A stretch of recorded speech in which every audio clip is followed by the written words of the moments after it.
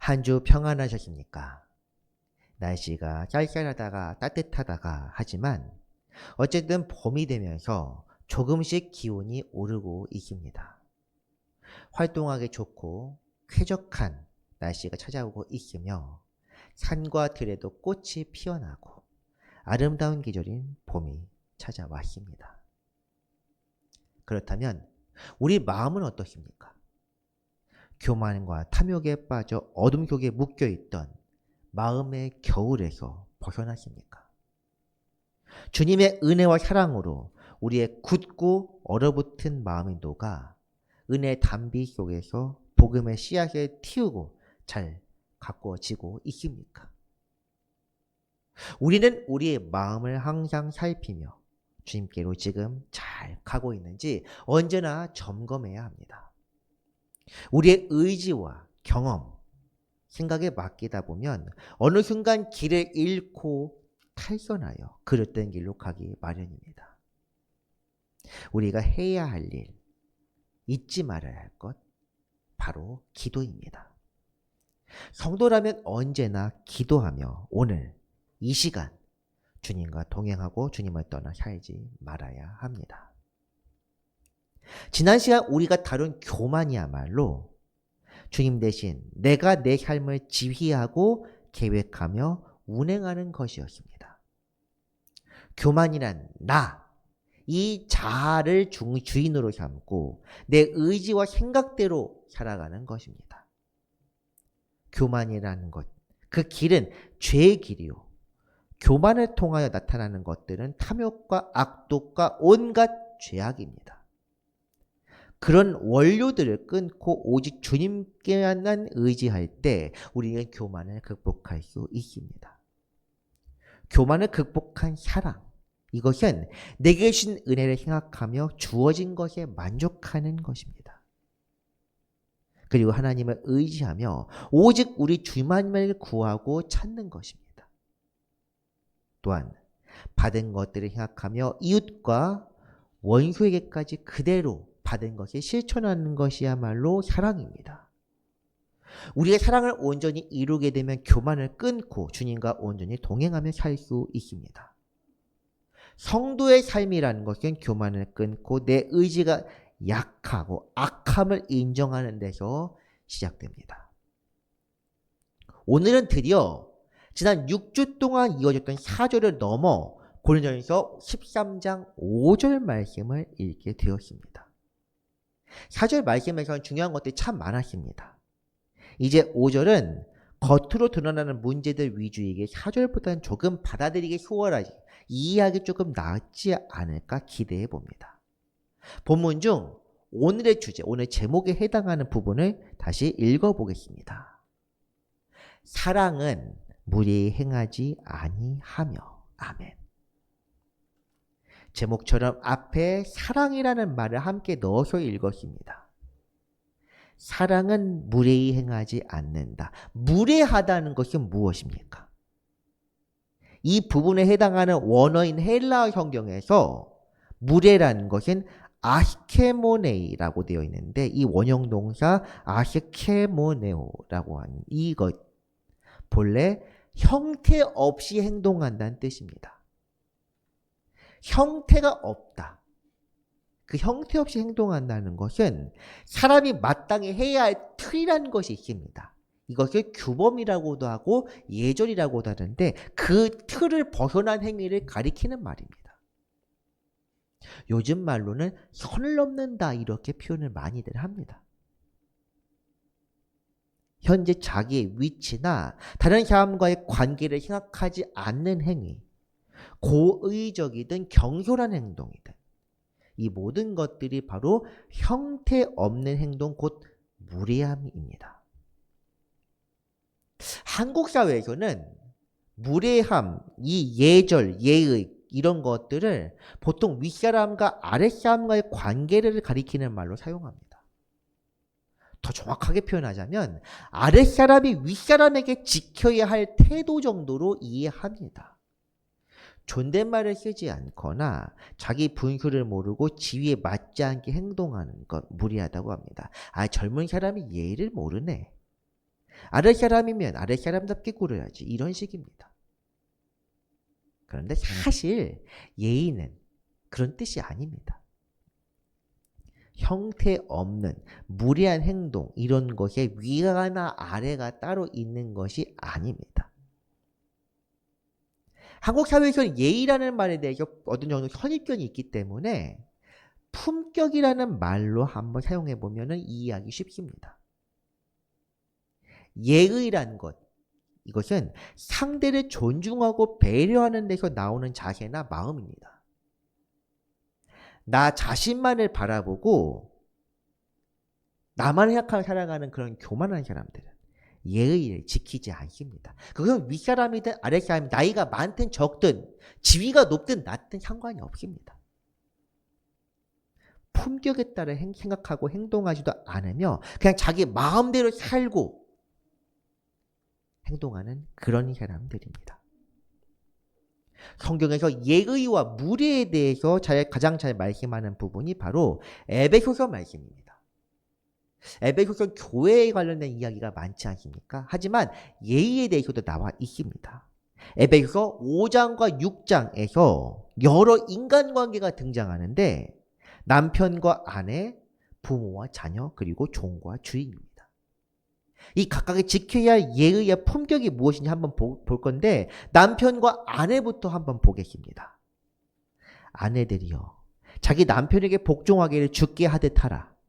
남편들아 아내 사랑하기를 그리스도께서 교회를 사랑하시고 그 교회를 위하여 자신을 주심같이 하라. 복종과 사랑이라는 표현에 대해서 차별적인 시각, 선입견을 가지고 보지 않게 되기를 바랍니다. 이 말씀은 복종과 사랑의 핵심이 아니라 중요한 것이 양쪽 모두에게 그 역할에 맞는 방법대로 사랑의 형태를 말하고 있는 것입니다. 각자의 위치에 따라 당시의 상황을 생각하면서 우리가 읽어보면 아내는 남편에게 복종의 형태로 사랑하고 남편은 자기 몸을 아끼듯 아내를 사랑하라 이렇게 되어 있습니다. 이것은 어느 한쪽이 다른 쪽을 착취하거나 강압적으로 대하는 것이 아닙니다. 아내가 남편에게 복종한다고 해서 남편은 아내 위에 군림하라. 에히더에 나와 있는 것처럼 에히더가 페르시아 왕조가 했던 것처럼 그런 것을 뜻하는 의미가 아닙니다. 오히려 자기가 사랑을 받았으면 그 이상의 사랑으로 되돌려주는 것 이것이 바로 사랑입니다. 지난 시간에 우리가 다뤘던 내용입니다. 받은 대로 실천하는 것.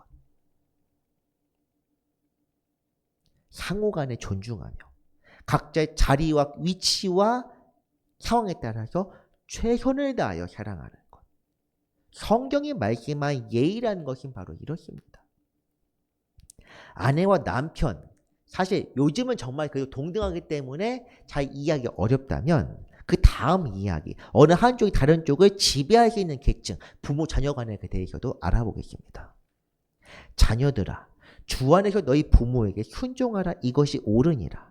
또 아비들아, 너희 자녀를 노엽게 하지 말고 오직 주의 교훈과 훈계로 양육하라. 조금 전 아내 남편 개념에서는 아내가 복종하라. 여기서는 자녀들아 부모에게 순종하라 되어 있는데 사실은 의미가 조금 많이 다릅니다. 아내와 남편의 관계는 교회 주님과의 관계를 비유적으로 설명하는 것이기 때문에 복종하라고 나와 있는 그 내용은 남편을 주님처럼 여겨라는 뜻입니다. 이 부모 자녀의 말씀은 순수하게 관계의 이야기입니다. 그래서 순종의 원뜻은 듣고 따르라, listen and obey입니다. 그냥 복종하라. 말을 그냥 듣고 그대로 행하라는 뜻입니다.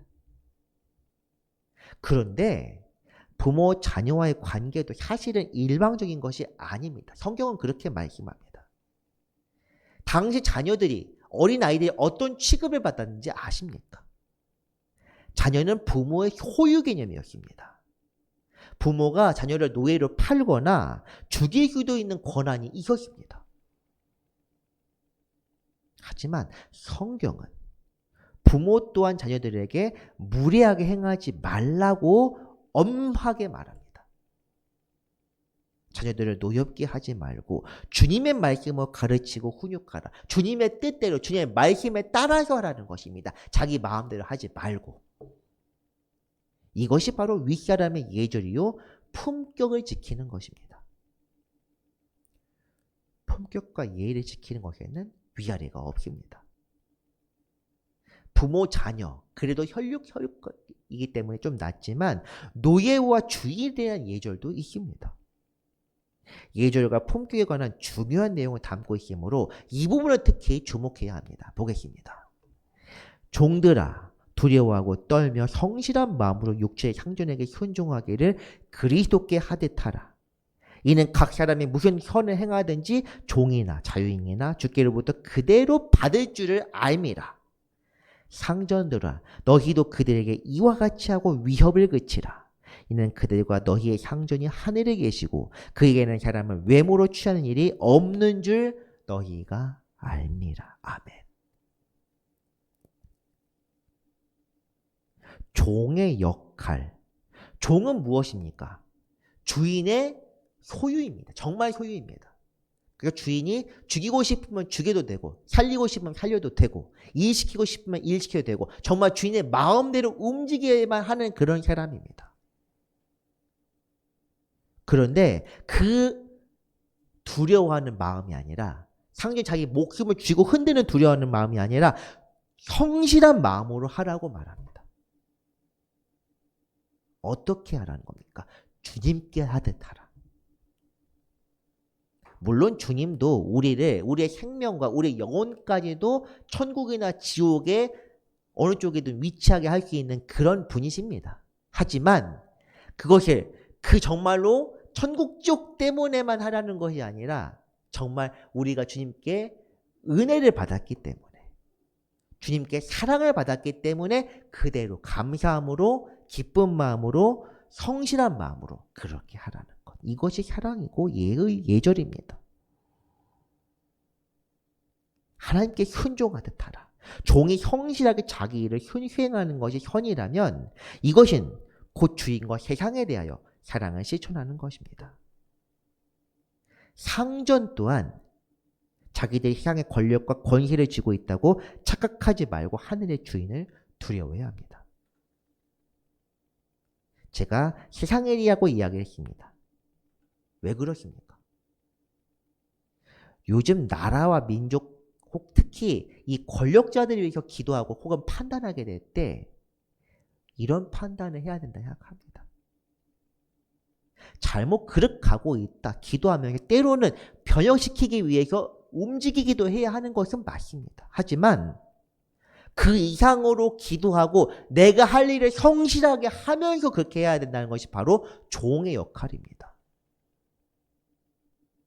종이라고 부르는 것이 불쾌하게 여긴다면은 우리가 모두 주님의 종이라는 것을 생각해야 합니다. 우리는 주님께서 분명히 주님의 뜻에 따라 행동하면 주님의 뜻에 온전히 순종하고 그건 정말 listen and obey를 해야 합니다.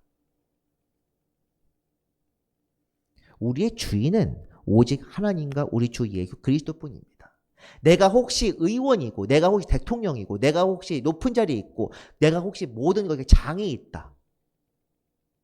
하지만 그 사람 또한 하나님의 종일 뿐입니다. 너희의 상전은 하늘에 있습니다. 우리의 상전도 하늘에 있습니다. 다 주 안에서 종이요 또 주님의 십자가로 인하여 자녀된 자들입니다. 똑같습니다. 이것은 달라지지 않습니다. 그런데 세상의 지위 여하를 가지고 자기가 있는 자리에서 자기보다 윗사람을 그냥 자기 유익을 위해서 섬기고 뒤에서는 욕을 하고 또한 자기보다 아래에 있는 사람들 짓밟고 이것은 예의 없는 것입니다. 사랑이 없는 것입니다. 주님의 자녀가 아닙니다.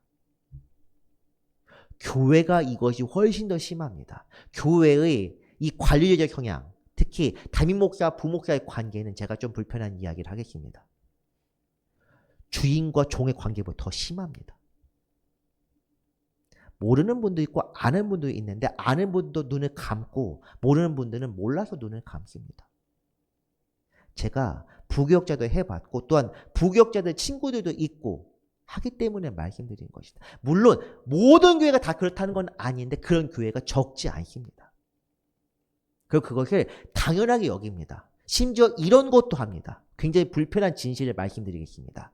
면접을 볼 때 교회에서 전도사나 부목사 면접을 볼 때 하나님의 뜻에서 기도 중에 받은 것과 담임 목사가 지시한 것이 달라질 때 어떻게 할 것이냐. 담임 목사의 말 따라야만 합격할 수 있습니다.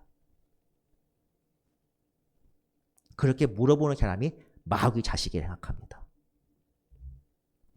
어쨌든 우리의 주인은 언제든 주님, 오직 우리 주 예수 그리스도뿐이라는 것을 기억해야 합니다.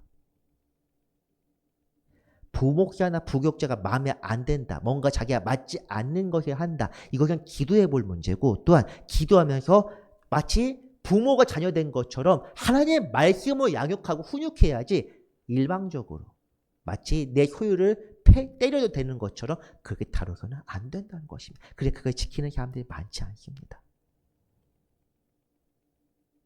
우리가 예수 그리스도를 주님이라고 그리스도 구세주라고 부르는 것은 그분만이 우리의 참 주인이시며 우리의 죄에서 구한 구세주이고 나도 또한 그 앞에선 죄인이요 종일 수밖에 없다는 것이 믿음으로서 고백하는 것입니다. 이런 말씀을 통해 우리가 알 수 있는 것은 무엇입니까? 자기 주제를 알고 그 위치에 맞게 생각하고 판단하며 행동하는 것이 바로 예의요 사랑이라는 것입니다. 그냥 말로 저는 부족한 사람입니다. 저는 약한 사람, 연약한 사람입니다. 속으로는 나만큼 훌륭한 사람이 어디에 있냐. 열심히 말해놓고 교회 돌아가서 설교를 열심히 해놓고서 또 사무실 돌아가서 부목사가 뭔가 실수했을 때 욕을 합니다. 참 잘하는 짓입니다. 지난 시간 우리가 교만에 대한 말씀을 읽을 때 교만을 무엇이라고 정의했습니까? 자기 주제를 모르고 더 높은 것을 바라는 마음, 상승 욕구라고 했습니다. 품격과 예의를 잊고 무례하게 행동하는 것도 교만에서 나오는 것입니다. 내가 이런 사람인데 그런 사람은 없습니다. 주님 앞에선 다 비천한 자일 뿐입니다. 저도 지금 이런 위치에 있다고 해서 이 높은 강대장 저도 솔직히 내려가고 싶습니다. 근데 이걸 깎으려면 돈이 많이 필요해서 제가 아직 못하고 있습니다. 우리가 교만함을 버리고 살아간다면 낮은 위치에 있다고 불만을 품을 일도 없고 높아진다고 다른 사람을 얕잡아 볼 수도 없습니다. 제가 일방적으로 부목사 입장에서 얘기를 하기 때문에 부목사들에 대해서도 이야기합니다. 일단은 기도 중에 불만이 있더라도 우리 나라 지금 나라님에 대해서 생각하는 것처럼 기도하면서 따르면 됩니다. 그에 대한 판단은 하나님께서 하십니다. 지금 나라님에 대한 판단도 하나님께서 하실 겁니다. 우리는 공의를 항상 구하고 공의가 이루어지고 또한 정의가 공평과 정의가 오늘 실현되기 위해서 날마다 기도하고 때론 주님께 원하신 대로 행동하기도 해야 되지만 기본적으로는 사람에 대해서 존중하는 마음을 가져야 합니다. 누가 잘못했다고 누구 죽어라 이런 말 진짜 쓰면 안 됩니다. 특히 제가 정책의 노선에 대해서 이야기하는 것이 아닙니다. 특히 시위하는 현장에 가면은 반대편에 있는 지도자를 죽으라는 말 참 쉽게 합니다. 마음에 어떤 목적이 어쩌한다 하더라도 그건 분명 잘못된 것입니다. 그런 목적을 실행하기 위해서 빨리 달성하고 싶으면은 예수님에게 성소를 뛰어내리라 말한 사탄과 똑같은 겁니다.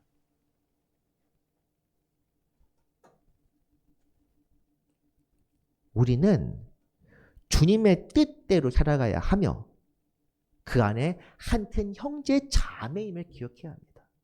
북한 지하끼리 이렇게 제가 북한 정권 무너지게 해달라. 김정은이 오늘 밤에 갑자기 죽게 해달라. 이렇게 기도하지 않고 북한 지하끼리를 기도할 때 그들의 인내를 통하여 열배를 이루게 해달라. 이렇게 기도하는 이유가 무엇인지 아십니까?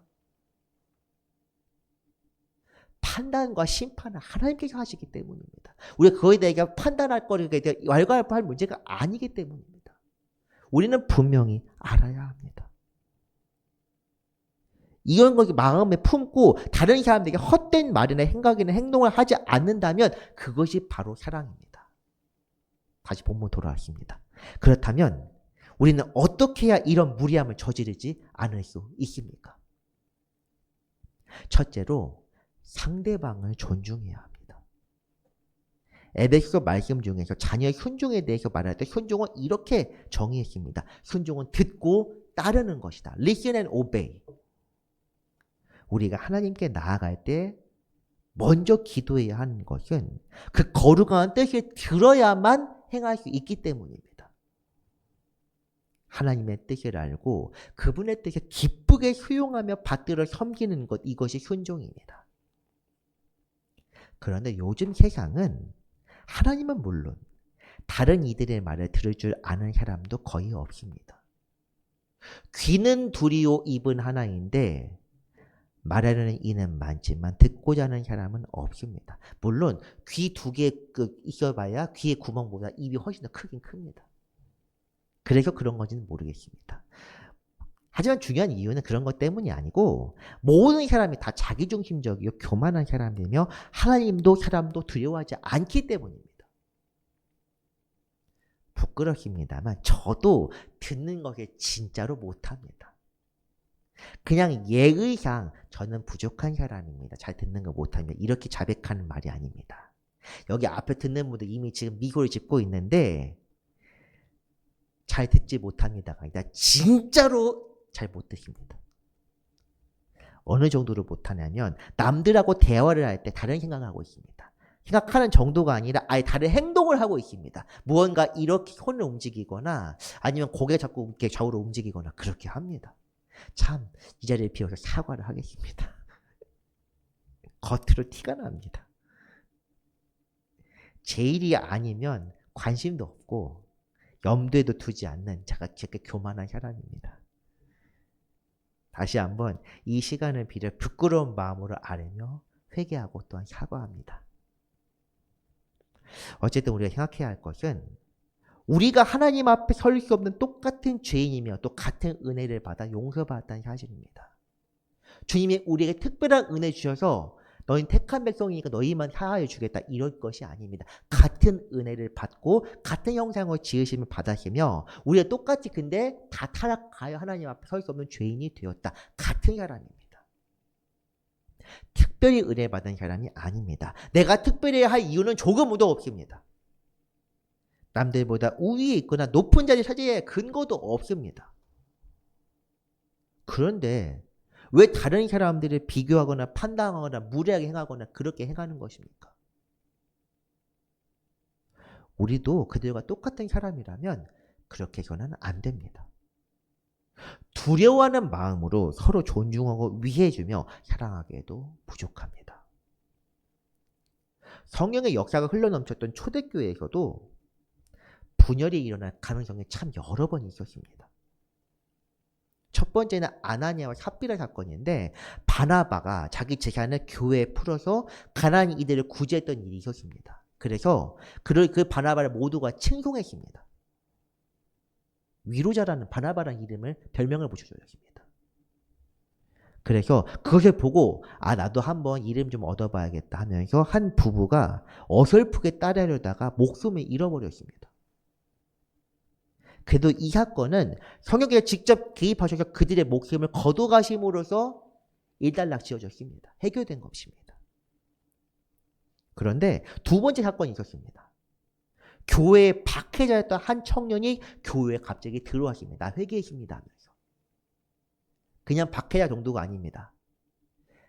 신실했던 7 집사 중 한 명을 돌로 쳐 죽였는데 그에 대해서 증인이 되었습니다. 민간 재판의 재판관이 된 것입니다. 저 사람 죽여라. 내가 책임진다. 그만큼의 지위도 있었던 사람입니다. 우리도 잘 아는 이 고린도전서의 저자 사도 바울입니다. 그때는 사울이라 불렸습니다. 원래 교회를 박해하던 사람이었다가 다메섹에서 주님을 만나 회심하였고 예루살렘에 와서 사도들과 교류하자고 했습니다. 누가 믿겠습니까? 헤롯 왕 이상으로 위험했던 사람이. 다들 그래서 두려워하면서 만나지 않았습니다. 바리새인과 사두개인 법정 앞에서 당당하게 말했던 베드로와 요한조차도 그 사람과 만나려고 하지 않았습니다. 그때 바나바, 또다시 위로자가 되었던 바나바가 대변자가 되어서 사도들과 만남을 주선했는데 이 기록을 한번 보겠습니다. 사울이 예루살렘에 가서 제자들을 사귀고자 하나 다 두려워하여 그가 제자들만 믿지 아니하니 바나바가 데리고 사도들에게 가서 그가 길에서 어떻게 주를 보았는지와 주께서 그에게 말씀하신 일과 다음에 그가 어떻게 예수의 이름으로 담대히 말하였는지를 전하니라. 아멘. 제자와 사도는 물론 다른 사람을 가리키지만 제자들은 성도를 가리킵니다. 하지만 사도들도 그를 만나는 걸 꺼려했다는 것이 지금 보입니다. 그래서 바나바가 데리고 갑니다. 사람을 사랑하는 것. 성도의 품격과 품이라는 것은 바로 이런 것입니다. 다른 이를 존중하며 그의 이야기를 듣고 그에게도 역사한 성령을 믿으며 그 놀라운 신비를 통해 하나님께 영광을 돌리는 것. 이것이 바로 사랑입니다. 내 생각과 경험, 판단을 믿는 이에게는 나타날 수 없는 아름다운 모습이 바로 이런 것입니다. 우리가 성도로서 제자가 되어 사랑을 온전히 이루고자 하면 다른 이들을 존중하되 자기 생각이나 선입견을 버리고 성령의 음성을 들어야 합니다. 듣고 순종해야 합니다. 그렇게 할 때 우리는 주님의 뜻에 온전히 따르며 주께서 역사하심을 보고 영광 돌리는 은혜의 현장에 참여할 수 있을 것입니다. 둘째로 자신의 위치를 확실하게 자각해야 합니다. 사실 이 부분은 교만과도 관계하고 있는 주제입니다. 무례함이 자기의 품격을 해치고 주제넘는 생각과 행동을 가리키는 것이라면 사랑이란 반대로 자기의 위치를 깨닫고 오직 우리의 참된 주인이신 하나님께 판단을 맡기는 것입니다. 성경은 우리에게 올바른 판단을 하라고 이렇게 가르치지 않습니다. 오히려 인간의 판단이 그릇될 수 있음을 생각하며 하나님께 맡기고 지혜를 구할 것을 요구합니다. 로마서 12장 3절 말씀을 한번 보겠습니다. 같이 읽습니다. 내게 주신 은혜로 말미암아 너희 각 사람에게 말하노니 마땅히 생각할 그 이상의 생각을 품지 말고 오직 하나님께서 각 사람에게 나누어 주신 믿음의 분량대로 지혜롭게 생각하라. 아멘. 하나님께서 우리에게 필요한 대로 은혜를 주신다는 것을 믿는 것은 중요합니다. 나누어 주신 믿음의 분량이라는 것은 바로 그런 뜻입니다. 사명에 따라 각 사람에게 마땅히 주실 은혜를 생각하며 그대로 생각하고 행동하라는 것입니다. 그 이상의 생각, 그것은 무례한 것이며 교만에서 비롯된 것입니다. 사실 무례, 예의에 대해서 이야기할 때는 대부분 사람에 관한 이야기를 하지만 무엇보다 우리는 하나님과의 관계에서도 예의를 지켜야 합니다. 말로 한 뿐만 아니라 사실은 애티튜드, 행동이 문제입니다. 태도가 문제입니다. 예의라는 말이 거룩한 하나님과의 관계에서 어울리는 말인지는 잘 모르겠지만 주님께서 우리에게 보인 신실하심을 생각하며 우리도 그에 걸맞게 생각하고 행동해야 합니다. 주님께서도 사실은 진짜 발에 채이는 먼지보다 못한 존재인 우리를 불쌍히 여기시고 우리를 존중하시고 우리를 사랑하시고 신실하게 대하셨습니다. 예의와 품격을 지켜주셨습니다. 안 지켜도 되는 상대에게 지켜주셨습니다. 그렇기 때문에 우리도 그에 맞게 행동해야 합니다. 주님만큼은 아니더라도 받아쓰면 그의 조금이라도 돌려줄 줄 알아야 하는 것입니다. 그것이 바로 오늘의 주제인 예의와 품격에 관한 것입니다. 그리고 그것이 바로 하나님께 예의를 지켜드리는 것이 바로 신앙생활이요 주님을 사랑하는 마음입니다. 우리는 하나님의 자녀요 종입니다. 자녀라는 말은 그 유업을 상속받을 수 있다는 자격을 갖추었다는 뜻이요. 종이라는 것은 주인의 말씀에 순종하면서 그 행동의 대가로 상을 받을 것을 기대하는 사람이라는 뜻입니다. 하나님께서 우리를 자녀로 부르신 것은 우리에게 영원한 나라에 들어가기 위해 베푸신 은혜입니다. 유업을 상속받기 위하여. 하나님께서 보이신 예의 품격입니다. 그렇다면 우리는 그 사랑을 어떻게 받아들이고 또 보답해야 합니까? 그것이 우리가 보여야만 할 사랑입니다. 우리가 이건 교마서 말씀은, 아니, 우리가 이건 로마서 말씀은 교만 입에 붙어서 참 큰일입니다. 성도로서 보여야 할 올바른 자세를 가르치고 있습니다. 무엇입니까? 네 주제를 알아라. 하나님께 주신 대로만 생각하고 그 이상의 것을 마음에 품지도 말아라. 이것은 우리 자신을 위한 주님의 뜻이요. 교만으로 인한 그릇된 길, 곧 죄로 빠지지 않게 하기 위한 은혜의 지침입니다. 선악과를 먹지 말라는 뜻과 비슷한 맥락으로 이해하셔도 됩니다. 그런데 우리는 때때로 주님의 은혜와 사랑을 잊고 그게 참 가치 없는 것처럼 여기며 살아갑니다. 우리가 헤아릴 수도 없기 때문에, 우리가 모르기 때문에 그것이 가치 없는 것을 여겨버립니다. 하나님의 역사하시는 것에는 누구보다 먼저 자리에 채우고 무엇인가 얻기 위하여 달려가는데 정작 십자가와 사명과 헌신에는 관심이 없고 등을 돌려버립니다. 진짜 무리한 사람들입니다. 고난과 죽음이 없으면 부활도 없고 부활이 없으면 소망도 없으며 그 소망 없이는 영원 나라에 들어가지도 못합니다. 구원받지 못한다는 뜻입니다. 주님의 고난과 십자가에 우리의 같이 참여하는 자가 되어야 우리는 구원받을 수 있습니다. 부활이 없는데 어떻게 구원받을 수 있습니까? 그런데 그 중간 단계 다 건너뛰어버리고 바로 천국문부터 들어가려고 하는 사람들이 참 많습니다. 어디에 들어가려면 그만큼 통행권도 있어야 되고 출입표도 있어야 되고 여러 가지 그것이 자격이 필요한데 그냥 다 건너뛰어버립니다. 절차 과정을 무시하고 마치 자기가 판단자인 것처럼 하나님이야 된 것처럼 생각하고 행동하려는 사람들. 주님에 대한 예의가 없는 것입니다. 무시하는 것입니다. 우리 주님께서 십자가를 지시고 부활하는 것은 우리에게 예표가 됩니다. 이처럼 우리 자신도 각자의 십자가를 지고 주님의 뒤를 따라 순종하는 삶을 살아갈 때 세상에 줄 수 없는 영광과 놀라운 이름을 얻고 주님과 함께 부활하게 될 것이라는 것을 보여주는 것입니다. 이것을 생각하고 믿으며 그 믿음대로 살아가는 것. 로마서 12장 3절 말씀이고 성도가 보일 수 있는 가장 최상의 품격입니다. 사랑하는 성도 여러분, 성도와 제자로 부르심을 받았다면 그에 합당하게 살아가야 합니다.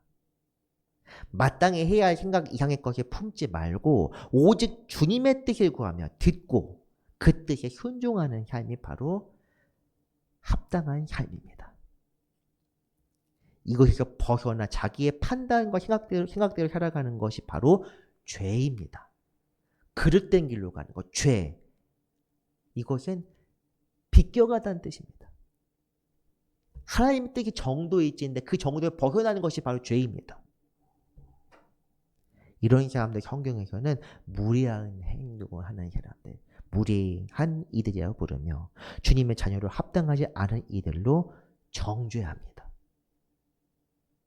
그렇게 우리가 주 앞에 기쁘게 나아가기 위해서는 우리 생각과 선입견과 가치관 모든 것들을 버리고 오직 주님의 뜻에 따르는 삶을 살아야 합니다.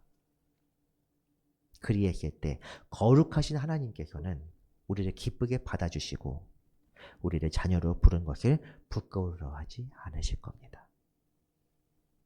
우리가 주님을 사랑할 때 거룩하신 아버지께서도 우리를 사랑하시고 우리의 영원 나라로 이끄실 것입니다. 그분은 자비하신 분이시기 때문에 우리가 사랑을 조금 드리면 더 많이 주시는 분이십니다.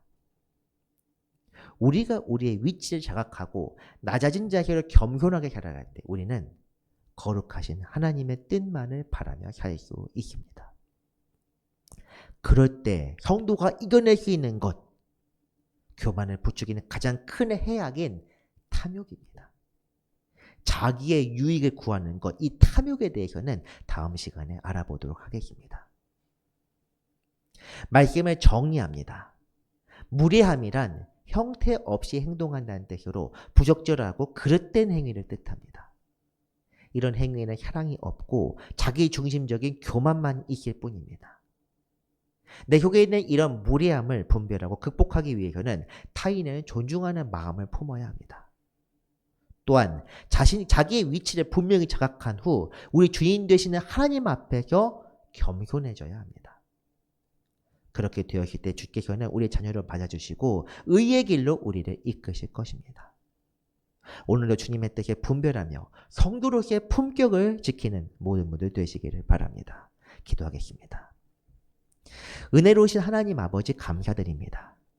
주님께서 우리를 향해 높은 곳에서 우리를 내려다보시지 않고 겸손히 우리 중에 찾아오셔서 우리를 위해 십자가에 주신 은혜에 감사밖에 드릴 것이 없습니다. 우리도 그 뒤를 따라 겸손히 십자가를 지고자 하오니 성령께서 우리를 돌보아 주옵소서. 정도에서 벗어나지 아니하고 오직 성도에 합당하게 생각하며 믿고 행동하는 모든 이들이 되게 하여 주옵소서. 사랑의 주 예수 그리스도의 이름으로 기도합니다. 아멘.